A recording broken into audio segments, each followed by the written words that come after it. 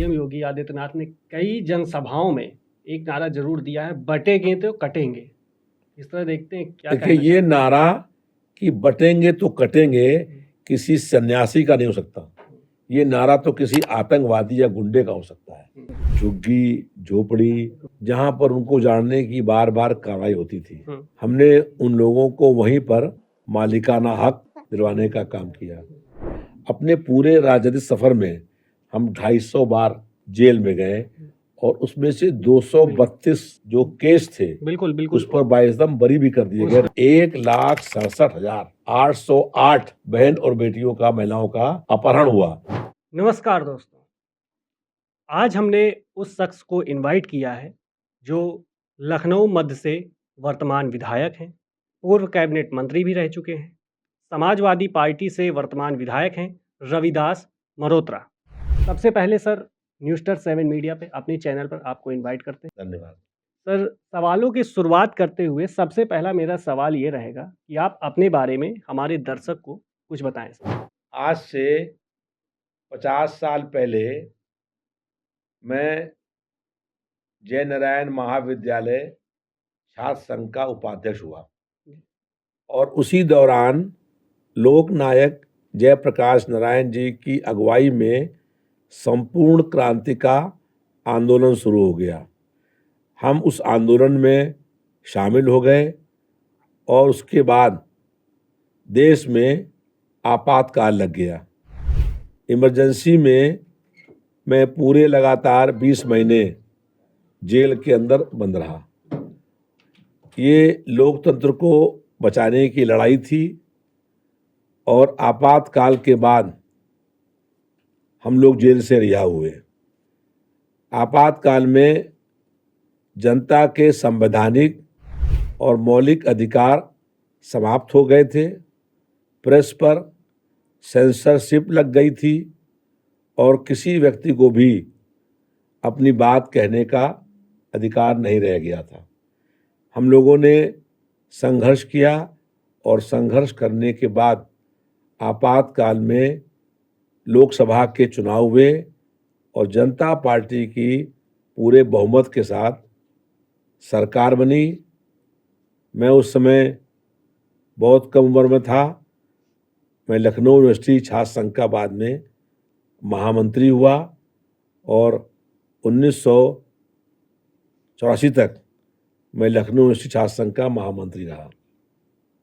इस दौरान हम लोगों ने कई बड़े छात्र युवा आंदोलन करे, कई प्रदेश व्यापी छात्र और युवाओं के प्रदर्शन, आंदोलन, धरना, ऐसे कार्यक्रम हुए और उस कार्यक्रम में हम बहुत बार जेल गए और फिर 1989 में जो तत्कालीन उस समय प्रदेश सरकार की गृह मंत्री थी, उनको हमने चुनाव हराया और हम उस समय लखनऊ पूर्व क्षेत्र था, उससे हम विधायक हुए और उत्तर प्रदेश में मुलायम सिंह यादव जी की अगुवाई में प्रदेश में उस समय सरकार बनी।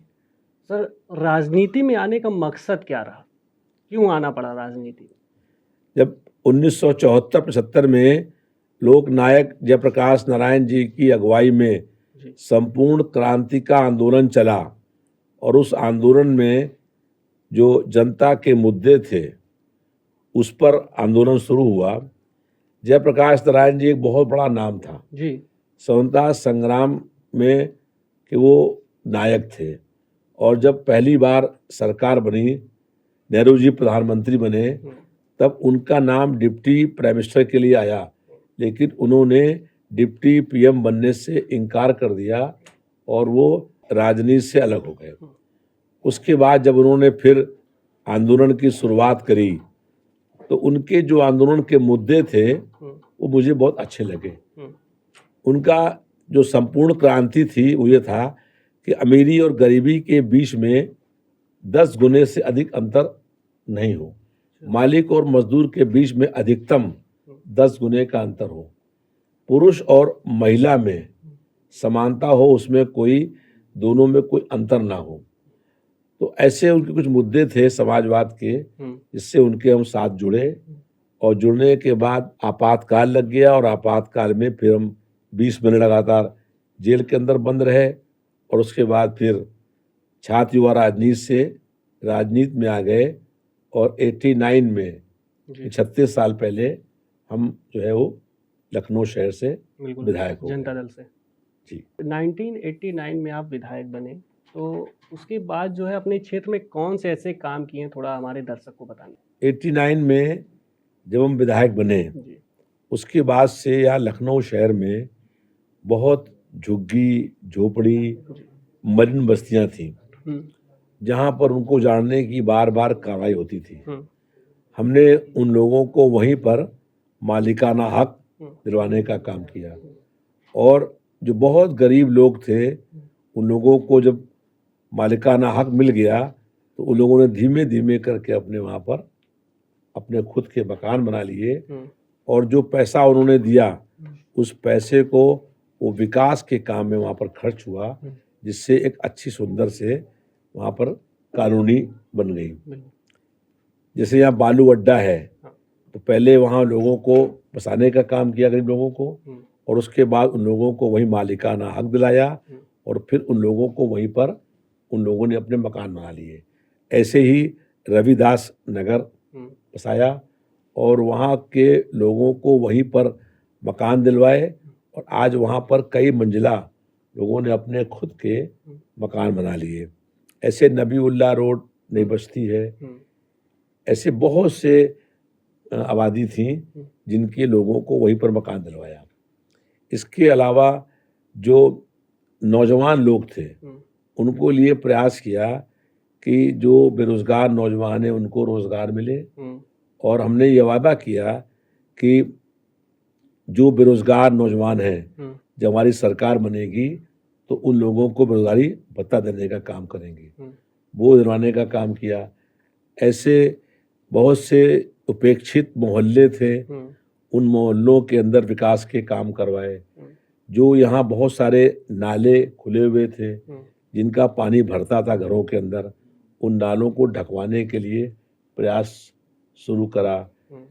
बहुत जगह थी जहाँ पर जल भराव होता था, तो उस जल भराव को दूर करने के लिए जल निकासी की व्यवस्था करवाने का काम किया। बहुत जगह पर पीने के पानी की समस्या थी, तो वहाँ पर पाइपलाइन, पानी की टंकी और ट्यूबवेल लगवाने का काम किया। बिल्कुल। सर, आपने अपने क्षेत्र में इतना काम किया, तो क्या कारण रहा कि 2017 में आपको चुनाव हारना पड़ा, चुनाव हार गए? देखिए 2012 में जब हम चुनाव लड़े थे तो हमको 60,000 वोट मिले थे जी। और हमने 24,000 वोट से भाजपा को वहाँ पर हराने का काम किया था। लेकिन 17 में कांग्रेस पार्टी से गठबंधन हो गया। गठबंधन होने के बाद हमको प्रत्याशी बना दिया गया, और समाजवादी पार्टी के राष्ट्रीय अध्यक्ष अखिलेश यादव जी और राहुल गांधी जी ने दोनों ने एक साथ हमारे लिए वोट मांगे 29 जनवरी 17 को, और उसके बाद अगले दिन कांग्रेस पार्टी ने मेरे खिलाफ प्रत्याशी खड़ा कर दिया।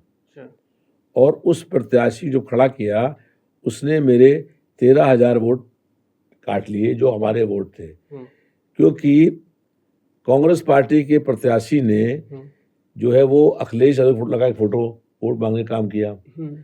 हम जब प्रत्याशी हो गए थे कांग्रेस और सपा गठबंधन के, उसके बावजूद कांग्रेस पार्टी ने अपना कैंडिडेट खड़ा किया। राहुल गांधी ने मेरा प्रचार कर दिया, और प्रचार करने के बाद मेरे लिए वोट मांग लिए, और उसके बाद उन्होंने प्रत्याशी खड़ा कर दिया। और वो प्रत्याशी का उद्देश्य हमको हराना था और भाजपा को विजय करना था, और उसमें थोड़े वोटों से जो आज डिप्टी सीएम है ब्रजेश पाठक, वो चुनाव वहां से जीत गए और फिर 5 साल मंत्री रहे। लेकिन हम चुनाव नहीं जीते, लेकिन हम 5 साल लगातार काम करते रहे। उनसे ज्यादा काम हमने किया। जीतने के बाद जितना काम नहीं कर पाए, उससे अधिक काम जनता के बीच में रह करके हमने हारने के बाद भी काम किया। लेकिन जब चुनाव 2022 में हुए और जैसे ही मुझे पार्टी ने टिकट दिया, वैसे ही जो 5 साल मंत्री रहे थे वो ब्रजेश पाठक जो मध्य से विधायक थे, वो सीट छोड़ करके यहाँ से भाग गए और लखनऊ कैंट चले गए, जो आज डिप्टी सीएम है। तो हम लोगों ने जो संघर्ष किया, उस संघर्ष को जनता को साथ लेकर के, जनता के मुद्दों को लेकर संघर्ष किया। अपने पूरे राजनीतिक सफर में हम 250 बार जो है वो जेल में गए और उसमें से 232 जो केस थे, बिल्कुल बिल्कुल, उस पर बाइज्जत बरी भी कर दिए गए, उस पर भी जिक्र करेंगे। जैसा कि आपने बताया कि कांग्रेस ने हमको हराने के लिए अपना उम्मीदवार उतार दिया, तो क्या 27 में समाजवादी पार्टी को हराने के लिए गठबंधन तोड़ सकती है कांग्रेस, या फिर अपना उम्मीदवार भी उतार सकती है? देखिए, कांग्रेस पार्टी से जो 17 में उन्होंने किया, वो मतलब उसका जवाब उनके पास नहीं था। हाँ। क्योंकि एक दिन पहले कांग्रेस पार्टी के उस समय के राष्ट्रीय अध्यक्ष राहुल गांधी मेरे लिए वोट मांगते हैं और उसके जस्ट अगले दिन ही वो अपने पार्टी के प्रति खड़ा जाते हैं, जबकि गठबंधन था सपा और कांग्रेस का, और इस कारण से हम चुनाव हार गए और कांग्रेस पार्टी के प्रत्याशी की जमानत जब्त हो गई। मुझको कांग्रेस पार्टी की प्रत्याशी से 6 गुना वोट मिले। अच्छा। और मैंने कई बार ये बात कही कि गठबंधन है तो प्रत्याशी खड़ा करना ठीक नहीं है। और उसके साथ साथ वो माननीय मुलायम यादव जी की और अखिलेश यादव जी की और डिम्पल यादव की फोटो लगा के घूमते थे, प्रचार करते थे, और उनका ये प्रयास था कि हम चुनाव हार जाए, भले भाजपा चुनाव जीत जाए। और इसी कारण भारतीय जनता पार्टी वहाँ चुनाव जीत गई। और फिर 2022 में जब चुनाव हुआ तो भाजपा के प्रत्याशी की इतनी भी हिम्मत नहीं थी कि वो मेरे खिलाफ चुनाव लड़ सके। तो इससे स्पष्ट था कि वो 17 में जनता के बीच में हम हारे नहीं थे, एक साजिश हुई थी, एक षड्यंत्र हुआ था, उसके तहत मुझे हराया गया था। बिल्कुल। तो क्या 27 में इंडिया गठबंधन बरकरार रहेगा? देखिए, कांग्रेस पार्टी जो है वो गठबंधन धर्म का पूरा पालन नहीं करती है। 2024 में चुनाव हुआ, मैं लोकसभा का प्रत्याशी था इंडिया गठबंधन का। ये उत्तर प्रदेश की राजधानी थी और राजधानी में ये 80 सीटें थी और यहाँ पर भारतीय जनता पार्टी के कद्दावर नेता जो उत्तर प्रदेश के मुख्यमंत्री रहे, भारतीय जनता पार्टी के 6 साल राष्ट्रीय अध्यक्ष रहे, गृह मंत्री रहे, रक्षा मंत्री थे, उनके खिलाफ हम चुनाव लड़ रहे थे। लेकिन कांग्रेस पार्टी का कोई नेता लखनऊ शहर में भाषण करने नहीं आया। और जबकि सबसे पहली रैली लखनऊ शहर में होनी चाहिए थी इंडिया गठबंधन की, कि सारे दल मिल करके यहाँ पर रैली करते। अगर वो रैली हो गई होती तो हमने भारतीय जनता पार्टी के जो प्रत्याशी रक्षा मंत्री वर्तमान में हैं उनको चुनाव हरा दिया होता। लेकिन कोई भी कांग्रेस पार्टी का नेता हमारे समर्थन में लखनऊ शहर में नहीं आया। अब 27 में जो चुनाव विधानसभा के होंगे उसमें समाजवादी पार्टी के राष्ट्रीय अध्यक्ष माननीय अखिलेश यादव जी निर्णय करने का काम करेंगे। जैसा कि आपने बताया कि 250 बार जेल भी जा चुके हैं, क्या गुंडा उंडा थे या किस लिए, क्या मामला था? शुरू से लेके जो बताया मैंने आपसे कि इमरजेंसी में हम जेल रहे 20 महीने, और उसके बाद से जितने मेरे ऊपर मुकदमे लगाए गए हैं ये सारे मुकदमे प्रदर्शन, आंदोलन, धरना, सत्याग्रह के हैं। एक मुकदमा भी ऐसा नहीं है जो किसी से कहा सुने भी हुई हो, क्योंकि अपनी बहुत छोटी उम्र में ही हमने जेल गए और उसके बाद से बड़े बड़े जो समय नेता थे उन लोगों के साथ हमने संघर्ष किया। और माननीय मुलायम सिंह यादव जी जब कभी संघर्ष चलते थे तो वो मेरा हाथ पकड़ चलते थे। उन्हें मालूम था कि पुलिस चाहे लाठी चार्ज करे, चाहे आंसू गैस छोड़े, चाहे पानी की बरसात करे और चाहे गोली चलाए, ये भागने वाला नहीं है। तो इसलिए कभी चाहे कितना बड़ा पुलिस का घेरा था, उस घेरे को मुलायम यादव जी मेरा हाथ पकड़ के तोड़ने का काम करते थे। और हम लोग जो है कई नेताओं के साथ, चंद्रशेखर जी थे, जयप्रकाश नारायण जी थे, राज नारायण जी थे और चौधरी चरण जी थे, तमाम लोगों के साथ हम लोगों ने संघर्ष किया है और उनसे हम लोगों को प्रेरणा मिली है। और इसीलिए हम लोग कभी भी जुल्म के खिलाफ लड़ते हैं तो डरते नहीं हैं कि उसका परिणाम क्या होगा। कहीं पर भी कोई भी जुल्म, अन्याय, अत्याचार, दमन या तानाशाही होती है। हम लोगों ने वहाँ पहुँच करके संघर्ष करने का काम किया है और इन संघर्षों में हम 250 बार जेलों में गए। सुप्रीम कोर्ट ने गैर जमानती वारंट भगोड़ा भी घोषित कर दिया था। नहीं, सुप्रीम कोर्ट ने नहीं, हाँ। कोर्ट में पेशी पर नहीं आते थे, अच्छा। गए थे, तो वो कोर्ट का एक टेक्निकल वर्ड होता है कि अगर कई पेशियों पर नहीं जाएं तो वो हम लोगों को ऐसी बात कहते हैं, लेकिन हम कभी भागे नहीं हैं। जिस वक्त कहा था ये बात, उस समय भी हम प्रदेश सरकार के मंत्री थे। अच्छा। तो वो मजिस्ट्रेट का एक बेटा था जो पुलिस का एसपी था। अच्छा। और वो मुजफ्फरनगर कांड में दोषी पाया गया, तो उसको वहां से हटा दिया गया था। उसने उसके इत्तेफाक से हटाया गया और मेरा फाइल उनके सामने आ गई। उन्होंने कहा कब से कोर्ट में नहीं आया है। तो हम लोग पॉलिटिकल लोग हैं, कोर्ट की पेशी में कभी कभी नहीं जाते हैं। तो वो कोर्ट की पेशी में नहीं गए थे, तो उन्होंने जो है ऐसा ऑर्डर कर दिया।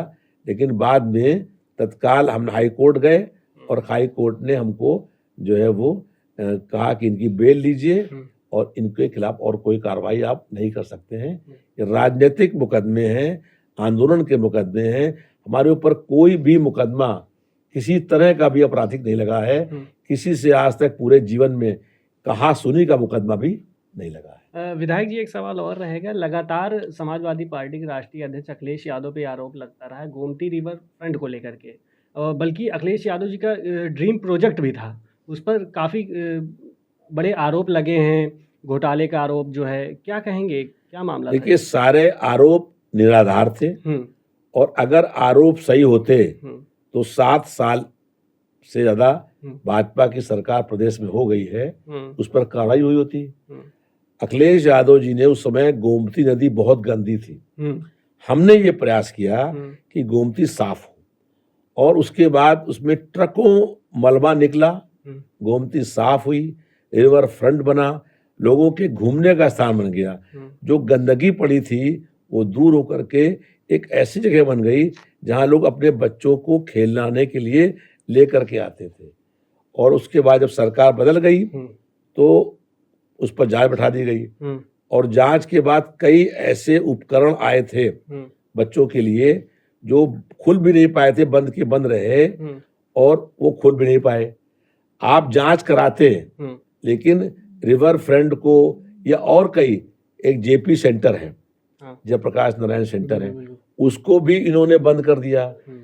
वहां पर लगातार सपा सरकार में काम हुआ, लेकिन उसकी जांच के नाम पर उसको बंद कर दिया।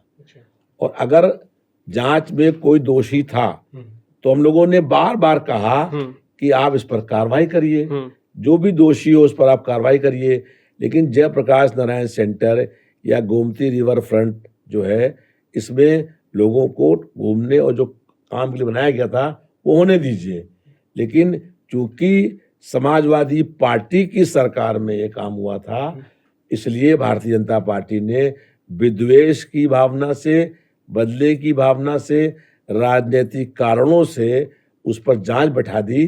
लेकिन जांच में वो किसी को भी दोषी करार नहीं कर पाए और वो जांच आज भी ठंडे बस्ते में है। उस पर कोई भी कार्रवाई भाजपा सरकार नहीं कर पाई। हमारा मांग है कि अगर उसमें कुछ भी गड़बड़ी हुई तो भाजपा सरकार जांच करके दोषियों के खिलाफ कार्रवाई करे। बिल्कुल। भाजपा सरकार में एक मंत्री हैं जो कि समाजवादी पार्टी में थे, उनके ऊपर भी आरोप लगा था घोटाले को लेकर के। अब वो क्या कहते हैं, भारतीय जनता पार्टी में है, तो क्या कहेंगे? देखिए, भारतीय जनता पार्टी में लोग कहते हैं ऐसी वॉशिंग मशीन है कि जो करप्ट या भ्रष्ट लोग आते हैं वो भाजपा में आकर के ठीक हो जाते हैं। अच्छा। बहुत सारे ऐसे लोग हैं जिनके खिलाफ सीबीआई की, ईडी की रेड पड़ती थी और जब भाजपा में आ गए तो सारी जांच बंद हो गई। तो भारतीय जनता पार्टी जो है, जितने आज भ्रष्ट लोग हैं, जितने करप्शन लोग करते थे, वो सब भारतीय जनता पार्टी में चले गए हैं और भारतीय जनता पार्टी ऐसे भ्रष्ट लोगों को संरक्षण देने का काम कर रही है। बिल्कुल। एक आरोप और लगा था, अखिलेश यादव जी को टोटी चोर कहा जाता है, क्या है? देखिए, ये झूठा प्रचार है। हाँ। ये बताइए, जो प्रदेश का मुख्यमंत्री रहा हो, बिल्कुल, और एक पार्टी का राष्ट्रीय अध्यक्ष है, और कई बार सांसद रहा हो, वो टोटी चोरी करेगा? टोटी चोरी करने का ये झूठा आजकल मनगढ़ंत बच्चे जो है, भी खूब रील बनाते हैं, टोटी चोर और बहुत वायरल होते देखिए हैं। ये भारतीय जनता पार्टी एक झूठ को हाँ। 100 बार बोलती है हाँ। ताकि जनता उसको सही मान ले। हाँ। कोई बताएगा हम्म, कि कोई जो प्रदेश का 5 साल लगातार मुख्यमंत्री रहा हो, वो इस छोटी सी टोटी चोरी करेगा? अखिलेश यादव तो एक बार रहे। नहीं, एक बार 5 साल तक लगातार हाँ, रहे, 5 साल लगातार। 12-17 तक। हाँ, 5 17 को उन्होंने हाँ, खाली करी कोठी। बिल्कुल। उससे 5 पहले उनके पिताजी 3 बार मुख्यमंत्री थे। बिल्कुल। उससे पहले वो अखिलेश यादव खुद सांसद थे। तो क्या जो कई बार सांसद रहा हो, प्रदेश का मुख्यमंत्री रहा हो, एक पार्टी का राष्ट्रीय अध्यक्ष हो, वो क्या अपने ही मकान से टोटी चोरी करेगा? ये भारतीय जनता पार्टी केवल झूठ बोलने का काम करती है, जनता को गुमराह करने का काम करती है और एक बात को कई बार कहती है। हुआ ये कि उन्होंने भाजपा के लोगों ने जब अखिलेश यादव जी ने अपना बंगला खाली कर दिया, हाँ। तो उस खाली बंगले में से भाजपा के नेताओं के इशारे पर वो टोटी खोल के नल बाहर खोल दिया गया और बाद में ये लगा दिया कि अखिलेश यादव टोटी चुरा ले गए। तो ये मनगढ़ंत झूठा आरोप है। देखिए, जो प्रदेश का कोई मुख्यमंत्री है, योगी जी मुख्यमंत्री हैं, चाहे कितने भी लूट खसोट हो रही हो, लेकिन एक टोटी चोरी नहीं करेंगे।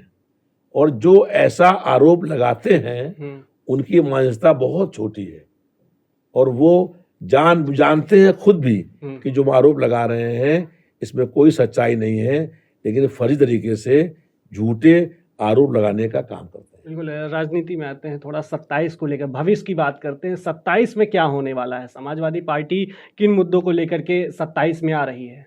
कि हम लोगों ने आज से पीडीए पंचायत शुरू करी है। जो पीडीए है, इसका फुल फॉर्म है पिछड़ा, पी से, डी से दलित और ए से इसके 3 अर्थ हैं। एक तो अल्पसंख्यक, एक अगड़ा गरीब और एक आधी आबादी महिला। तो जब तक पिछड़े, दलित, अल्पसंख्यक और अगड़ी जाति के गरीब लोग और आधी आबादी महिलाओं को उनका हक, अधिकार, न्याय, सम्मान, सुरक्षा, शिक्षा और रोजगार ये नहीं मिलेगा, तब तक समाजवादी पार्टी संघर्ष करने का काम करेगी। हमारा यही मुद्दा है कि जो समाज के वंचित लोग हैं, शोषित हैं, पीड़ित हैं, पिछड़े हैं, दलित हैं, अल्पसंख्यक हैं, समाज जाति के गरीब लोग हैं और महिलाएं हैं और किसान हैं, इन लोगों को उनका हक, अधिकार, न्याय और सम्मान मिलना चाहिए। ये भी आरोप लगता है कि पीडीए का जो फुल फॉर्म है, जहां दलित होते हैं वहां पर उस तरीके से पीडीए का फुल फॉर्म इस्तेमाल किया जाता है और जहां पे अगड़ा होते हैं वहां पे अगड़ा का इस्तेमाल किया जाता है। देखिए, पीडीए जो बना था तो इसका नाम था PDAAA, क्योंकि 3 बार ए आ रहा था तो वो सेंटेंस नहीं बन पा रहा था। तो उस 3 को एक ए कर दिया गया, पीडीए। ए के 3 अर्थ हैं और हर जगह वही अर्थ रहते हैं। पी से पिछड़ा, डी से दलित और ए से अल्पसंख्यक, एक ए से अगड़ा गरीब और एक ए से आधी आबादी महिला। लेकिन ये जनता तो नहीं समझ पा रही है ना कि अब आपके माध्यम से जनता को हम लोग समझा रहे हैं और लगातार घूम रहे हैं। आज भी हम लोगों ने पद यात्रा करी, पूरा वजीरगंज पिछली बार घूमा और वहां पर जो है लोगों को बताया कि ये पीडीए का अर्थ ये है। और जो समान जाति के लोग हैं, ब्राह्मण, ठाकुर, क्षत्रिय, वैश्य, खत्री, रस्तोगी, कायस्थ, उनको बताया कि ए में आप भी शामिल हैं। जो गरीब लोग हैं, तो अगड़ी जाति के जो गरीब लोग हैं वो भी इस पीडीए में शामिल हैं, क्योंकि उनको भी जो है आज़ादी के बाद से न्याय नहीं मिला है। आज़ादी की किरण अभी उस गरीब के पास नहीं पहुंची है जो आज झोपड़ी में रहते हैं, बड़ी बस्ती में रहते हैं, उपेक्षित मोहल्लों में रहते हैं, आज एक समय खाना खाते हैं, से भूखा रहते हैं, उनके बच्चों को नौकरी नहीं मिलती है, उनको शिक्षा सही नहीं मिल रही है। तो ऐसे जो वंचित लोग हैं, उन लोगों को उनका अधिकार दिलाने के लिए हम लोग संघर्ष करने का काम शुरू कर दिए हैं और 27 का शंखनाद कर दिया है सत्ता परिवर्तन का। अच्छा, 27 के सत्ताधीश भी आए थे, 27 का सत्ता परिवर्तन। अब आप एक लाइन ये बताइए मिल्कीपुर में क्या होने वाला है? क्योंकि क बहुत कांटे की टक्कर बताई जा रही है वहाँ पे। देखिए, मिल्कीपुर में समाजवादी पार्टी हुँ, बहुत बड़े अंतर से हुँ, चुनाव जीतेगी। अच्छा, मिल्कीपुर में भारतीय जनता पार्टी अपनी पूरी ताकत लगा दी है। हुँ, प्रशासन की, सत्ता की, धन बल की, हुँ, कई गुंडे माफिया जो हैं अच्छा, वो जेलों से रिहा कर दिए गए हैं चुनाव के लिए अच्छा, मिल्कीपुर में। हुँ, ये सब तरीके का वो इस्तेमाल करेगी। हुँ, अधिकारियों को जो अधिकारी थे उनको हटा दिया गया है। हुँ, एक ही पक्ष के अधिकारियों की नियुक्ति कर दी है। हुँ, वोट डालने से रोकने के लिए अभी से ही भाजपा प्रयास कर रही है।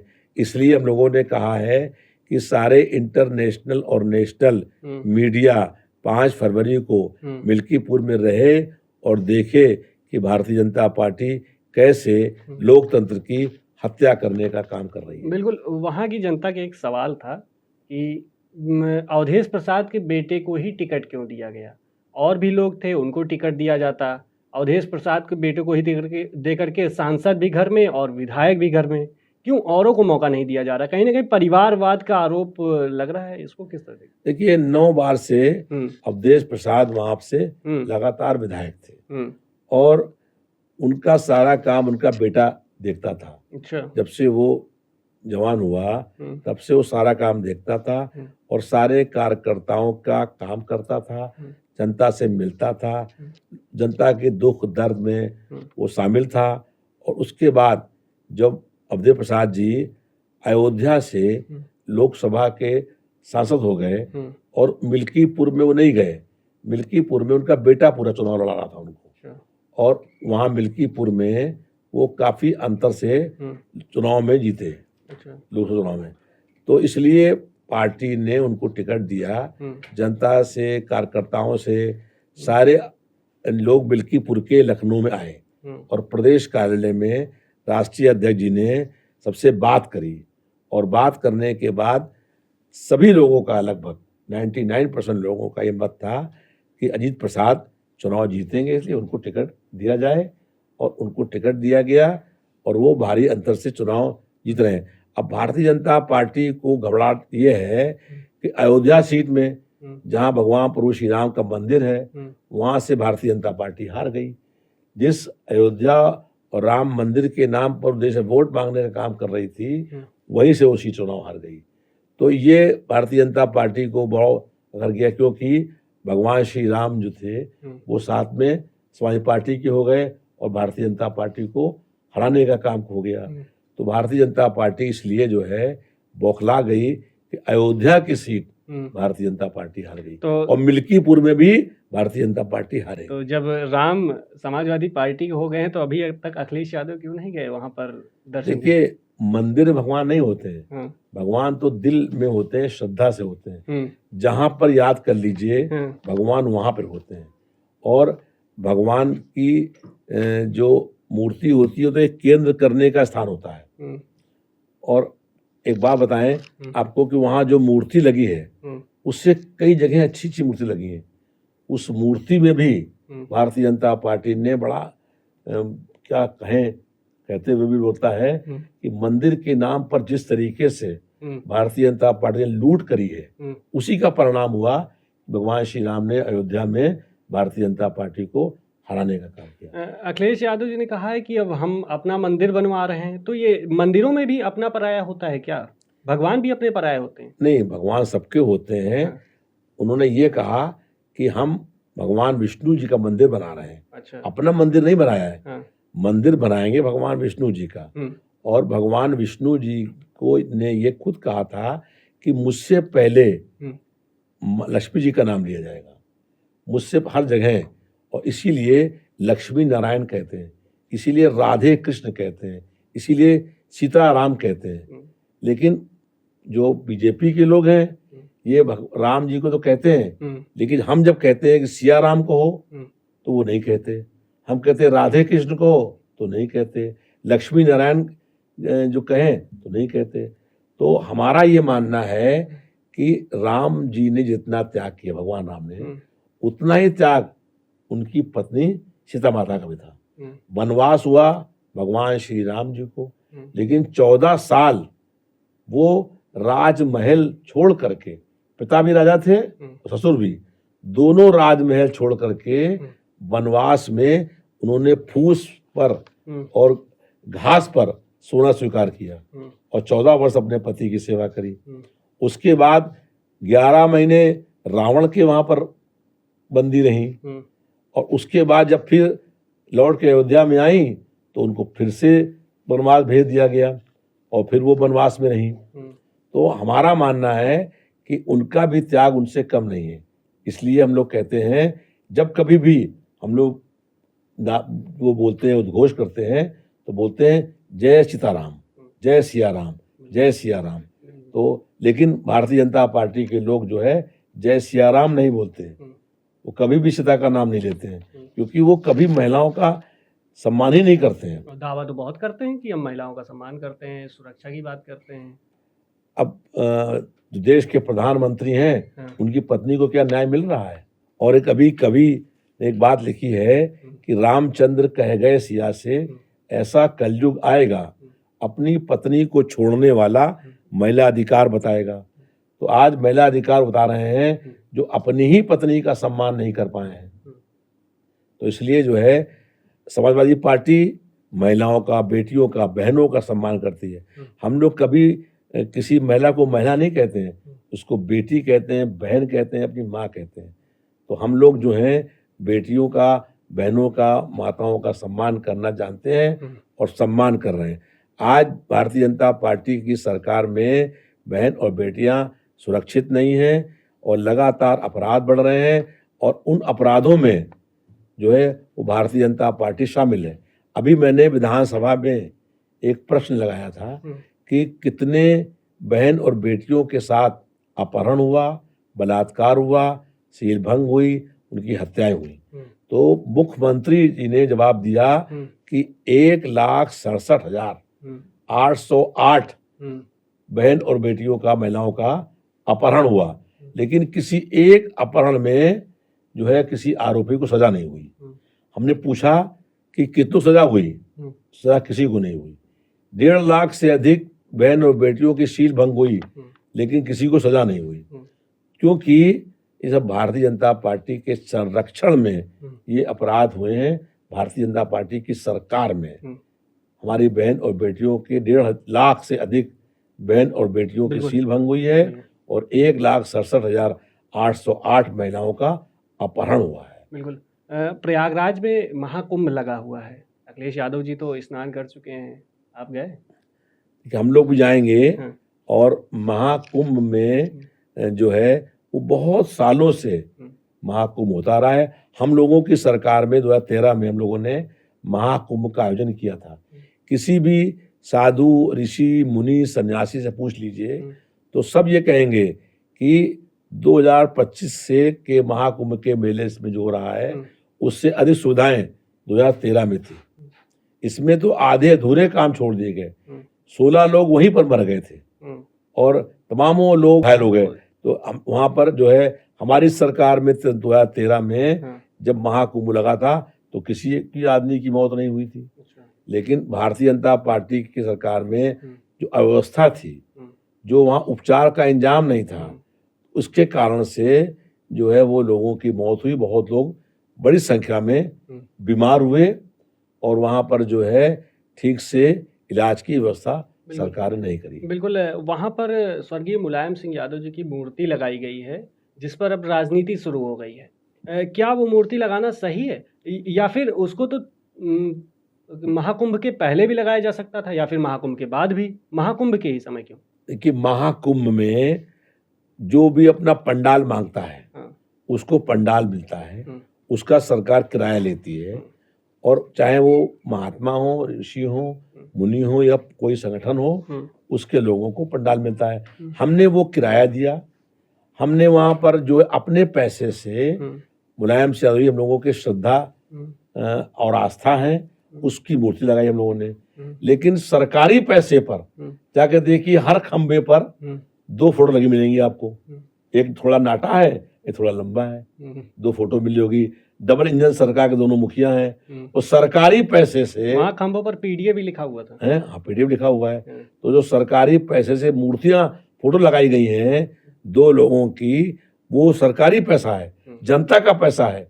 हमने जो मूर्ति लगाई मुलायम यादव जी की, वो अपने पैसे से लगवाई, और जो भाजपा लगवा रही है वो दोनों नेताओं की फोटोएं जो हैं लगी हैं, वो जनता के पैसे से लगी हैं। ये अंतर है।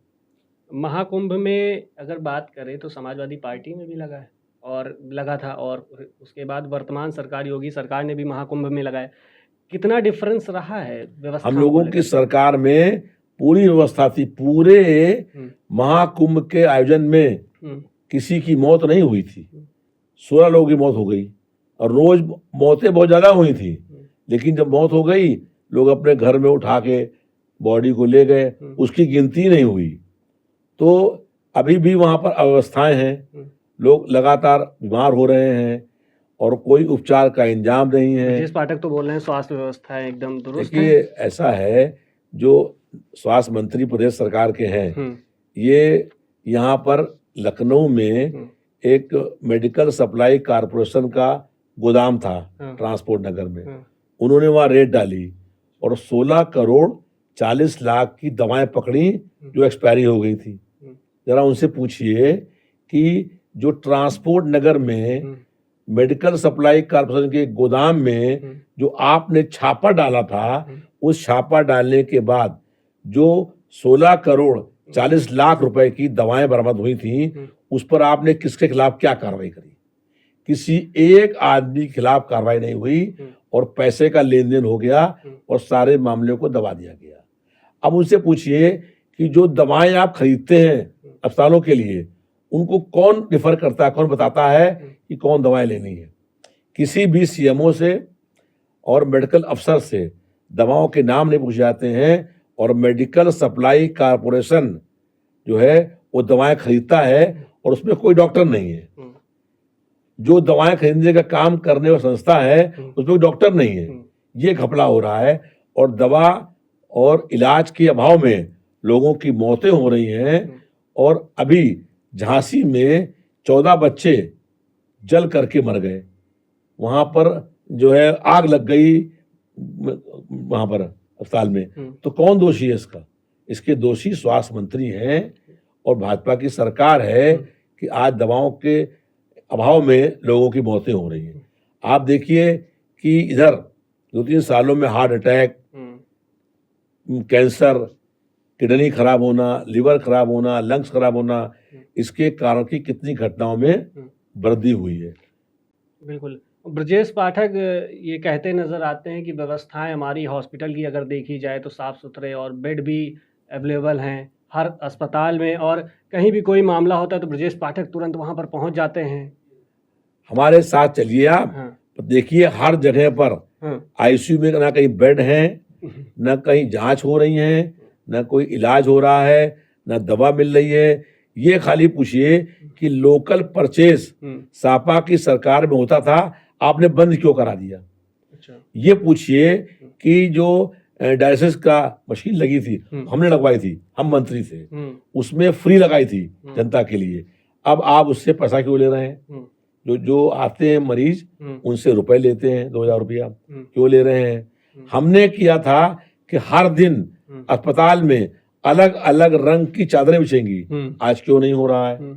हमने जांच फ्री करी थी, बेड फ्री करे थे, आज जांच फ्री क्यों नहीं हो रही है? आज बेड फ्री क्यों नहीं मिल रहे हैं? हमने सीएमओ और सीएमएस से पूछ करके दवाएं खरीदते थे, जहां उनकी जो डिमांड होती थी कि अगर लखनऊ में डिमांड किसी और दवा की है और गोरखपुर में दवा किसी और की डिमांड है, तो दवाएं वो आती थी। लेकिन आज बिना सीएमएस बिना सीएमओ के पूछे हुए दवाएं क्यों खरीदी जा रही हैं? और जो दवाएं खराब हो रही हैं, एक्सपायरी डेट की हो रही हैं, उन पर क्या कार्रवाई करने का काम स्वास्थ्य मंत्री ने किया है? सीएम योगी आदित्यनाथ ने कई जनसभाओं में एक नारा जरूर दिया है, बटेंगे तो कटेंगे। इस तरह देखते हैं, क्या लगता है, क्या? देखिए ये नारा कि बटेंगे तो कटेंगे किसी सन्यासी का नहीं हो सकता, ये नारा तो किसी आतंकवादी या गुंडे का हो सकता है। हमारा कहना ये है कि कौन बट रहा है और कौन बांट रहा है। हम लोग तो ये कह रहे हैं कि पिछड़े, दलित और अल्पसंख्यक, समान जाति के गरीब लोग और महिलाएं हैं, इनको इनका हक मिले, इनको इनका अधिकार मिले, इनको न्याय मिले, इनको सम्मान मिले। इनको बांट कहाँ रहे हैं? अगर किसी पीड़ित को, किसी वंचित को न्याय दिलाने की लड़ाई हम लड़ रहे हैं तो हम उसको बांट कहाँ रहे हैं? बांट तो आप रहे हैं और आपने ही काटा है। जो कह रहे हैं बटेंगे तो कटेंगे, तो कौन काटेगा? वो तो आप ही तो काट रहे हैं उन लोगों को जो गरीब लोग हैं, शोषित हैं, पीड़ित हैं, पिछड़े वर्ग के लोग हैं, दलित लोग हैं। उनके साथ आप ही तो अन्याय कर रहे हैं। आप ही उनको मजबूर कर रहे हैं कि वो जो है वो बटे, हम लोगों के साथ में आए और हम लोग उनके हक, अधिकार, न्याय और सम्मान की लड़ाई लड़ने का काम कर रहे हैं। और किसी भी सरकार के दमन जुल्म से हम लोग डरने वाले नहीं हैं। जब तक कि उनको न्याय नहीं मिलेगा तब तक हम लोग संघर्ष करने का काम करते रहेंगे। आखिर क्या कारण है कि समाजवादी पार्टी अपने विधायकों को रोक नहीं पा रही है अपने साथ? क्यों भाजपा में चले जा रहे हैं? क्या कमी रह जा रही है समाजवादी पार्टी से? समाजवादी पार्टी से कोई विधायक टूट करके भाजपा में नहीं गया है। जब चुनाव राज्यसभा के हो रहे थे तो एक बड़े पूंजीपति को टिकट दिया भाजपा ने और वो 5-5 करोड़ रुपए और एक फ्लैट मकान दे रहे थे वोट देने के लिए। तो समाजवादी पार्टी के कुछ लोग जो लालची किस्म के थे, जैसे उनका नाम, जैसे मनोज पांडे, जैसे राकेश प्रताप सिंह, जैसे अभय सिंह, ऐसे लोग थे, वो चले गए। उन्होंने वोट दिया, क्रॉस वोटिंग करी और भारतीय जनता पार्टी के उस पूंजीपति प्रत्याशी को वोट दे करके समाजवादी पार्टी के प्रत्याशी को हराने का काम किया। तो जनता ऐसे लोगों को माफ नहीं करती है जो पैसे के पर बिक जाते हैं और जनता कभी दोबारा उनको चुनेगी भी नहीं। वो सपा के दम पर चुनाव जीत करके आए थे, उनमें हिम्मत होती तो वो इस्तीफा दे दें पार्टी से और जाके लड़े इंडिपेंडेंट, तब उनको अपनी हैसियत मालूम हो जाएगी। आखिर क्या कारण है कि मनोज कुमार पांडे इस्तीफा नहीं दे रहे? क्या समाजवादी पार्टी अभी उनको विधायक मानती है? उनको जो है ये मालूम है कि इस्तीफा हम देंगे तो जाके चुनाव हो जाएगा और चुनाव लड़ेंगे तो हार जाएंगे। तो मनोज पांडे इस्तीफा दे दें और जाके लड़े भाजपा से, तब उनको मालूम पड़ जाएगा कि उनका क्या स्थिति है। समाजवादी पार्टी जो है वो जनता के मुद्दों को लेकर संघर्ष करती है और जो वंचित लोग हैं उनको अधिकार दिलाने की लड़ाई लड़ती है।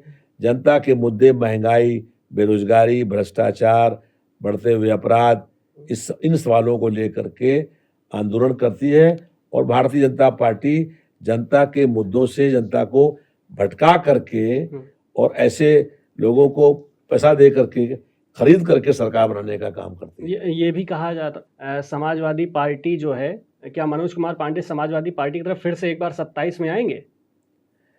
देखिए, ये निर्णय करने का अधिकार जो अखिलेश है यादव उनको समाजवादी पार्टी के राष्ट्रीय अध्यक्ष बने अखिलेश यादव जी का है।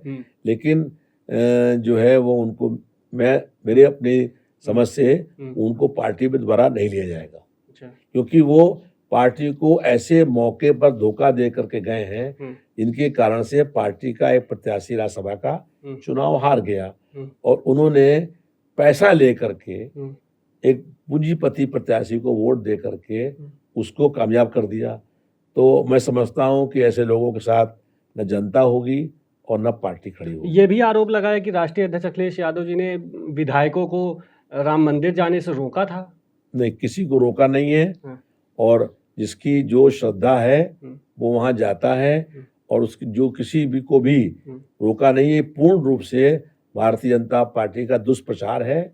और पहले कहते थे कि जो महाकुंभ का मेला है वहां रोकने का काम करा जा रहा है। अब खुद अखिलेश यादव जी गए और वहां हरिद्वार में नहा करके आए तो कहते हरिद्वार में क्यों नहा लिए, या संगम में क्यों नहाए, संगम में क्यों नहीं नहाए। अब संगम में नहा लिया करके गंगा जी हरिद्वार से उससे ऋषिकेश से बहती भी आ रही हैं। अगर क्या वहां नहाया गंगा जी में तो गंगा स्नान नहीं हुआ। लेकिन भारतीय जनता पार्टी ने कहा कि हरिद्वार में क्यों नहाया, संगम में क्यों नहीं नहाया। वो संगम जाके कल नहा लिए। बिल्कुल। तो अध्यक्ष जी कहने का मौका क्यों दे देते हैं? महाकुंभ में ही जाके नहा लेते? नहीं, हरिद्वार का पानी बहुत शुद्ध होता है। अच्छा। तो और यहाँ पर उस दिन 1 करोड़ लोग एक साथ नहा रहे थे। तो उनकी सिक्योरिटी की व्यवस्था होती है, उनका कुछ अपना प्रोटोकॉल होता है। तो वो हरिद्वार गए, तो हरिद्वार में गंगा जी ये तो बह करके इलाहाबाद संगम में आ रही हैं, तो वहां नहा लिए। तो भारतीय जनता पार्टी को इस बात पर भी आपत्ति है कि इलाहाबाद प्रयागराज में नहीं नहाए, हरिद्वार में नहा लिए, इस बात पर आपत्ति है। तो भारतीय जनता पार्टी अपने मुख्य मुद्दों पर बोलने को तैयार नहीं है। महंगाई पर बात करिए तो बोलने को तैयार नहीं है। अब बताइए महंगाई क्यों बढ़ गई है?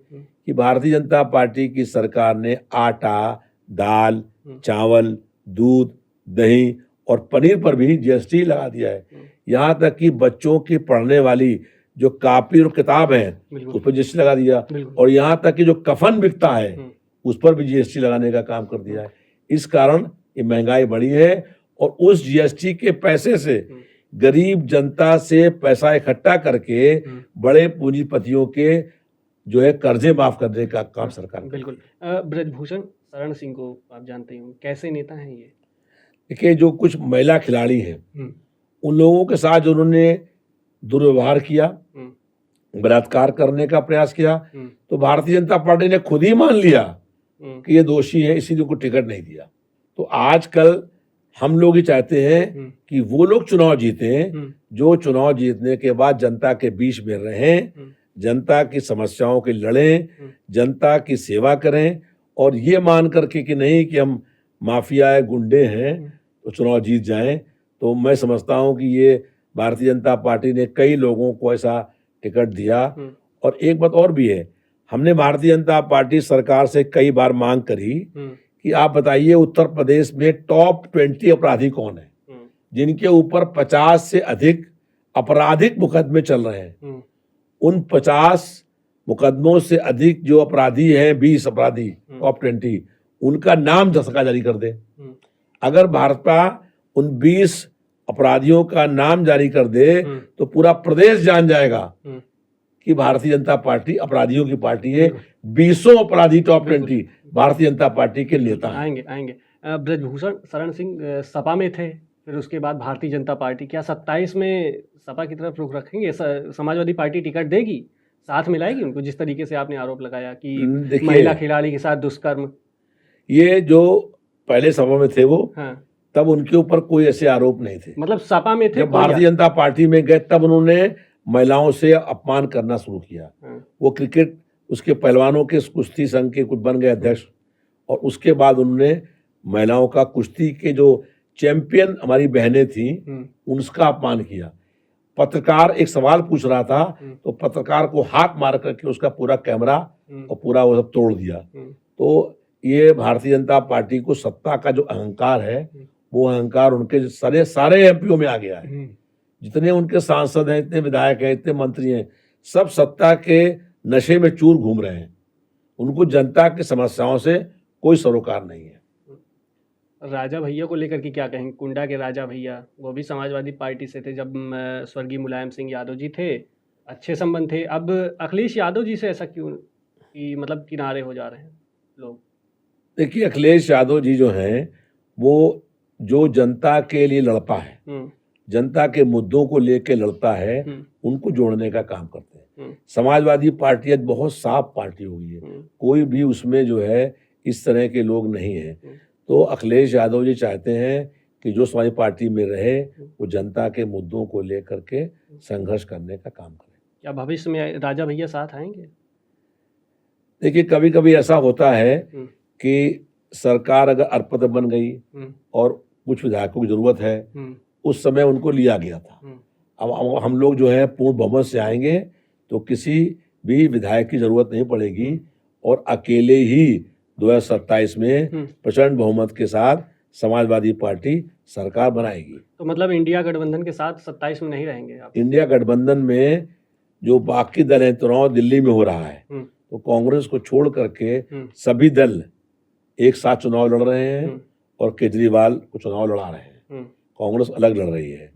इंडिया गठबंधन 27 में रहेगा और हम लोग चाहते हैं कि भारतीय जनता पार्टी को हराया जाए।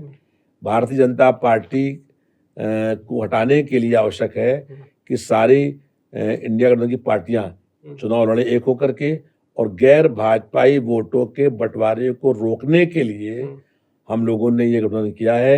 ये गठबंधन जनता के दबाव में बना है और जनता ये चाहती है कि भारतीय जनता पार्टी को हराने के लिए ये गठबंधन मजबूत रहे, और इंडिया गठबंधन बहुत मजबूत है। बिल्कुल मजबूत तो है, जैसा कि आप बताए हैं। जिस तरीके से उपचुनाव की बात की जाए, 9 सीटों पर उपचुनाव हुए थे, जिसमें से 9 पे 9 समाजवादी पार्टी उम्मीदवार अपना उतारी, और मिल्कीपुर पे ही समाजवादी पार्टी ने अपना उम्मीदवार उतारा। क्या 27 में कांग्रेस को सीट मिलेंगी या सब समाजवादी पार्टी ही अपने प्रत्याशी उतारेगी? देखिए, समाजवादी पार्टी ने जहां पर वो आगे विजयी रहे थे वो सीट का हम लड़ेंगे और बाकी सीट पर कांग्रेस लड़ ले। कांग्रेस चाहती थी कि जहां पर सापा जीती है वहां हम लड़ लें, तो ये कैसे संभव है? जैसे दिल्ली में 70 में 62 सीटें केजरीवाल की थी। अब वो 62 सीट में से एक भी सीट क्यों दे दे किसी और पार्टी को जहां उसके विधायक हैं? बाकी वो 8 सीट कांग्रेस पार्टी को दे रही थी, लेकिन कांग्रेस पार्टी वहां सीट मांग रही थी जहां पर अरविंद केजरीवाल का विधायक है, इसीलिए गठबंधन नहीं हो पाया। तो जहां पर कांग्रेस पार्टी बड़ी पार्टी होती है वहां पर लोगों को सीट नहीं देती है। जैसे मध्य प्रदेश में हम लोग एक सीट मांग रहे थे, नहीं दी। हरियाणा में मांग रहे थे एक सीट, नहीं दी, वहां सरकारें नहीं बन पाई। तो सब लोगों को अपना अपना दिल बड़ा करना पड़ेगा और छोटी पार्टियों को भी सम्मान देना पड़ेगा, तभी हम लोग भारतीय जनता पार्टी को हरा पाएंगे और इंडिया गठबंधन की सरकारें बन पाएंगी। मुलायम सिंह यादव जी कैसे नेता थे? देखिए, मुलायम साहब जी ने जमीन पर से उठ करके एक पार्टी बनाई और जितने संघर्षशील लोग थे उनको जोड़ा, और खुद सड़क पर संघर्ष करते थे, और संघर्ष जो लोग करते थे उनको जोड़ते थे। और इसीलिए नेताजी सुभाष चंद्र बोस जी के पास अगर किसी को किसी नेता माना है तो मुलायम सिंह जी को माना है। अगर कहीं भी कह दीजिए कि नेताजी, तो जानते हैं कि वो मुलायम सिंह जी की बात कर रहा है। कहीं कह दीजिए कि धरती पुत्र कौन है, तो धरती पुत्र आप कहेंगे तो लोग जान जाएंगे कि ये आदरणीय मुलायम सिंह यादव जी की बात हो रही है। तो मुलायम सिंह यादव जी ने अपने पूरे जीवन जनता के संघर्ष करने का काम किया। जो समाज के पिछड़े, दलित, अल्पसंख्यक, कमजोर वर्ग के गरीब लोग, महिलाएं हैं, उनको उनका अधिकार दिलाने के लिए संघर्ष किया और जीवन पर्यंत वो संघर्ष करते रहे। 3 बार प्रदेश के मुख्यमंत्री रहे, 10 बार सांसद रहे और कई बार विधायक रहे, एमएलसी रहे, नेता प्रतिपक्ष रहे, और उन्होंने हमेशा कार्यकर्ताओं से जुड़ करके वो हजारों कार्यकर्ताओं का नाम जानते थे और उनको नाम से पुकारते थे। ये उनमें गुण था।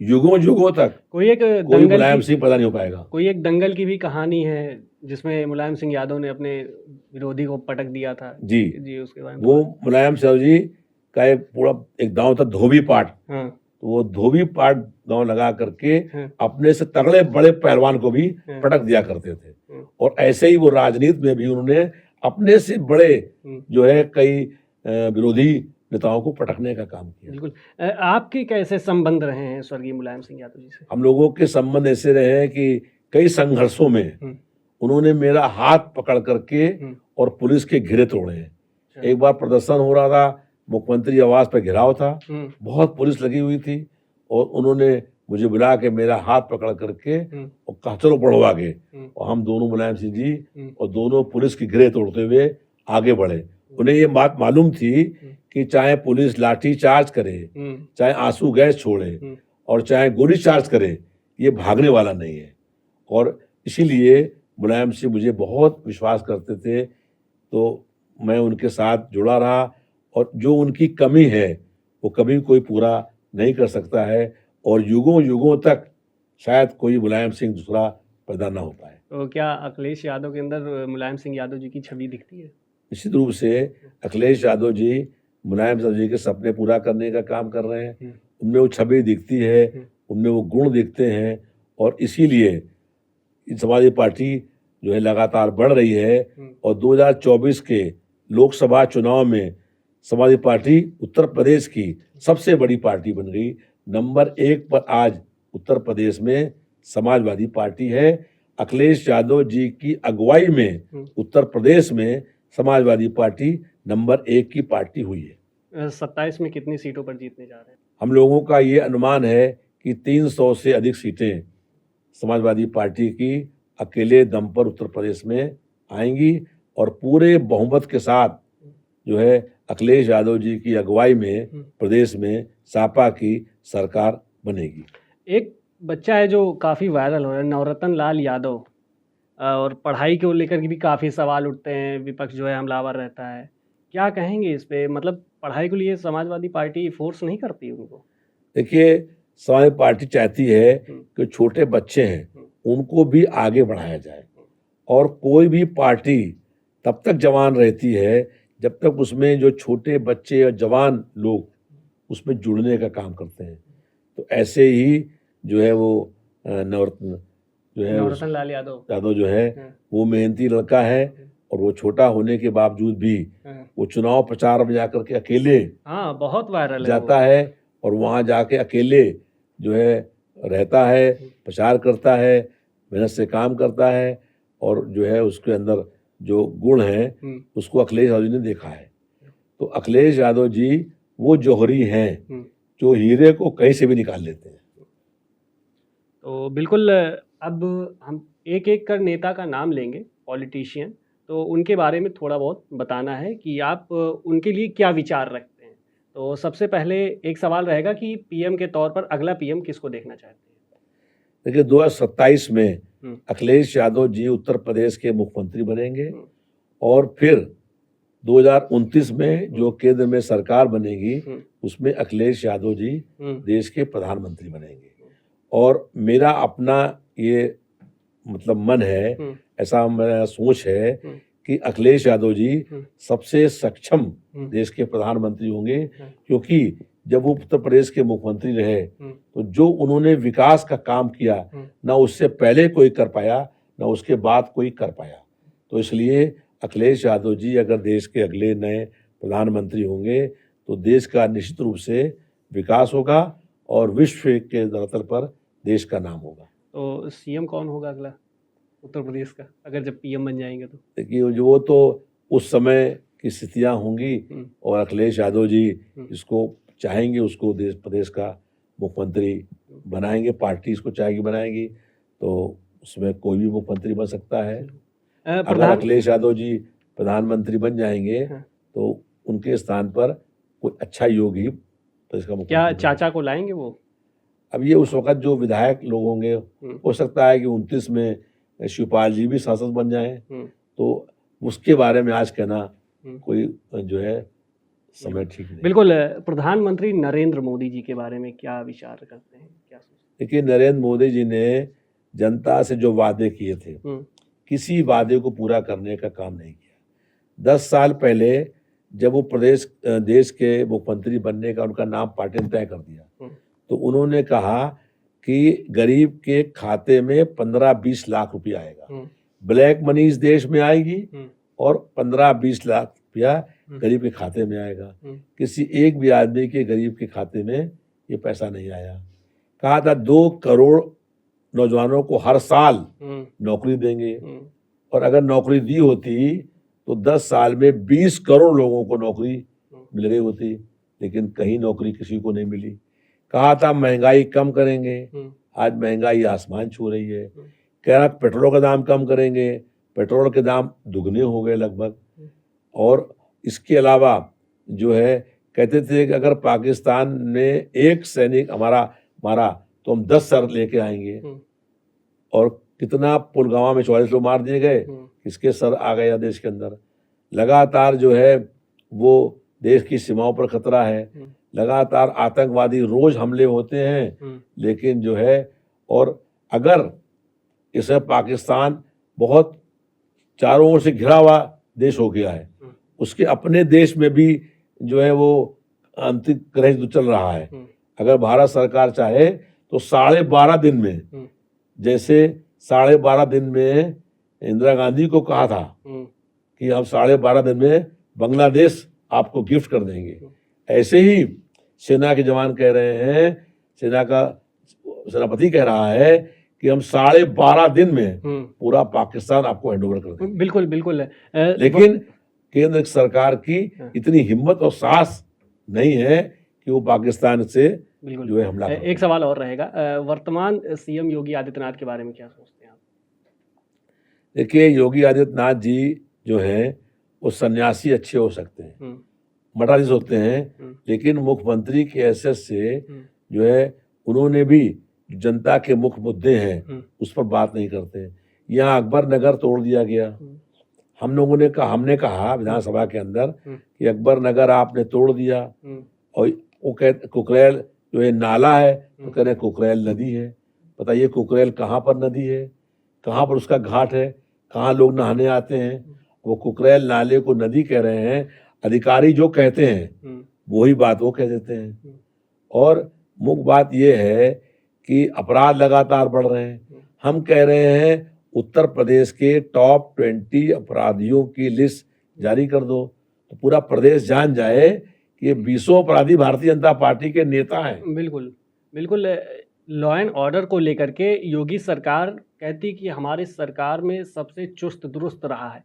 तो आपको क्या लगता है, पूर्व में मायावती भी सीएम रही हैं और स्वर्गीय मुलायम सिंह यादव जी भी रहे हैं, तो किसकी सरकार में सबसे अच्छा लॉ एंड ऑर्डर माना जा रहा है? देखिए, मुलायम सिंह यादव की सरकार में जब वो प्रदेश के मुख्यमंत्री थे तब अपराधी बहुत डरते थे। अपराधी या जेल में थे या प्रदेश छोड़ करके भाग गए थे। आज जो है हम लोग बार बार कहते हैं, इसीलिए तो कहते हैं कि उत्तर प्रदेश के टॉप 20 अपराधियों की लिस्ट जारी कर दें, तो 20 अपराधी जो भारतीय जनता पार्टी के नेता होंगे, और जिन अपराधियों की पुलिस तलाश कर रही है वो अपराधी उप मुख्यमंत्री की गाड़ियों में घूमते हैं और उनके साथ घूमते हैं, तो पुलिस कैसे पकड़ लेगी उनको? तो आज अपराधी और पुलिस और मंत्री के बीच में तिगड़ी बन गई है, जिसके कारण से अपराधों में बेतहाशा वृद्धि हो रही है, और भारतीय जनता पार्टी के नेता खुद ही अपराधियों को संरक्षण देने का काम कर रहे हैं। क्या 27 में मायावती साथ में आएंगी? देखिए, मायावती का जो है वो बी टीम बन गई भाजपा की। अच्छा, उनका वोट बैंक पूरा खिसक गया है, और 2019 में वो सपा के साथ गठबंधन करके 10 सीटें लोकसभा की जीत ली थी उन्होंने, और इस बार गठबंधन नहीं किया तो वो 0 पर हो गई। उनकी लोकसभा में एक भी सीट नहीं है, एक भी सीट राज्यसभा में नहीं है, विधानसभा में खाली एक विधायक है, वो भी अस्वस्थ है इस समय। तो बीएसपी का वोट बैंक पूरा खिसक गया है, और उनका सारा वोट बैंक समाजवादी पार्टी में आ गया है। अब जो उनका दलित वोट था वो पूरा सपा में आ गया है, उनका जन आधार खत्म हो गया है, और उनसे अब किसी प्रकार का गठबंधन होने की कोई संभावना नहीं है। 27 में क्या एकदम 27 में समाजवादी पार्टी अकेले दम पर अपने सरकार बनाने में सक्षम है, और अकेले दम पर उसकी इतनी सीटें आएंगी कि सरकार बन जाएगी। लेकिन फिर भी इंडिया गठबंधन के जो सहयोगी दल हैं उनको हम लोग साथ लेकर के सरकार बनाएंगे। एक बार आप कहते हैं इंडिया गठबंधन के साथ लेकर के सरकार बनाएंगे, और एक बार कहते हैं कि अकेले ही उत्तर प्रदेश में अकेले ही समाजवादी पार्टी की सीटें 200 जो 3 चाहिए उससे अधिक आएंगी। तो मतलब 203 जो चाहिए उससे अधिक मतलब क्या कहते हैं कि 203 जो चाहिए अपने ही उम्मीदवार उस पर उतारेंगे आप लोग? हाँ, उस पर हम लोग जीत करके आएंगे, उससे अधिक पर जीत पे आएंगे, और जो बाकी सीटें हैं उस पर जो है वो और 300 से सीटें जीतेंगे हम लोग। अकेले दम पर हमारी सरकार बनेगी, लेकिन फिर भी हम गठबंधन के जो सहयोगी पार्टियां हैं उनको साथ लेकर के सरकार बनाएंगे, सरकार में उनको शामिल करेंगे। बिल्कुल बिल्कुल। हमारे साथ लखनऊ मध्य से समाजवादी पार्टी के विधायक रविदास मेहरोत्रा थे, और मिल्कीपुर चुनाव को लेकर के उत्तर प्रदेश की राजनीति गरमाई हुई है। प्रयागराज महाकुंभ लगा हुआ है, उस पर भी अखिलेश यादव स्नान करने नहीं जा रहे थे, उस पर भी भाजपा जो है लगातार सवाल खड़े कर रही थी। 27 में क्या होने वाला है, इसको लेकर भी समाजवादी पार्टी की राय जानने के लिए हमने आज इनवाइट किया था रविदास मेहरोत्रा जी को। तो हमने इस वीडियो के माध्यम से काफ़ी बातें जानी है, और कई सवाल थे जिनका जवाब आज हमने वर्तमान विधायक रविदास मेहरोत्रा जी से जाना।